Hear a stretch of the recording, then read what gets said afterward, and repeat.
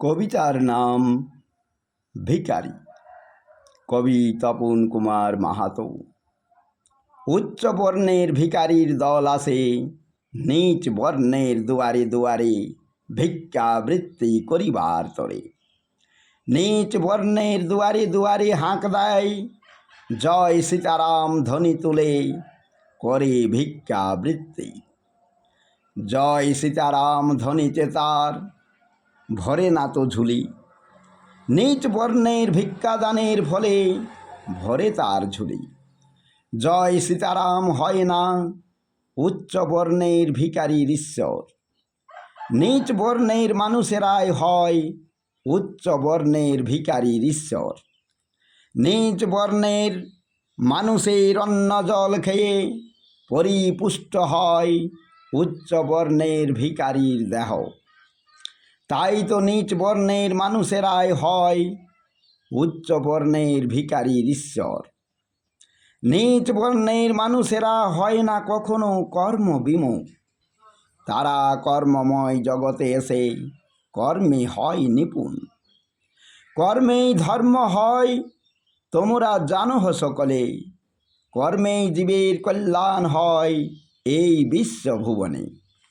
ভিক্ষাবৃত্তি নহে কর্ম এই বিশ্বভুবনে, মানুষকে ঠকিয়ে ভিক্ষাবৃত্তি নহে কর্ম এই বিশ্বভুবনে।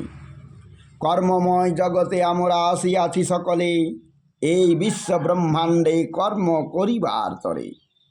কর্মময় জগতে আসিয়া আমরা কর্মে হইব না বিরত। কর্মময় জগতে আসিয়া আমরা করিব কর্মের সংস্থান। কর্মময় জগতে আমরা কর্ম করিয়া জগৎকে দেখাইব আলো। ভিখারি হইয়া ভিক্ষা নহে এ যেন না হয় তোমাদের প্রার্থনা। কর্মময় জগতে আসিয়া কর্ম করো, এ যেন না হয় তোমাদের কর্ম করো, এ যেন হয় তোমাদের সকলেরই প্রার্থনা। আমাদের কর্মময় জগৎকে গড়ো, সকলে উজ্জ্বল থেকে উজ্জ্বলতর, এটাই যেন হয় আমাদের সকলেরই প্রার্থনা। তাই বলিতেছি আমি, কেহ করিও না আর ভিক্ষাবৃত্তি এই জগৎ মাঝারে। ভিক্ষাবৃত্তি করিও না তোমরা, ভিক্ষার ঝুলি তুলিও না কাঁধে। ভিক্ষার ঝুলি তুলিয়া তোমরা করিও না মনুষ্যত্বের অপমান। কর্মময় জগতে আমরা আসিয়াছি সকলে কর্ম করিবার তরে। কর্মেই ধর্ম হয় তোমরা জানো সকলে। কবিতা শেষ। জয় হিন্দ। কবিতাগুলি তোমাদের ভালো লাগলে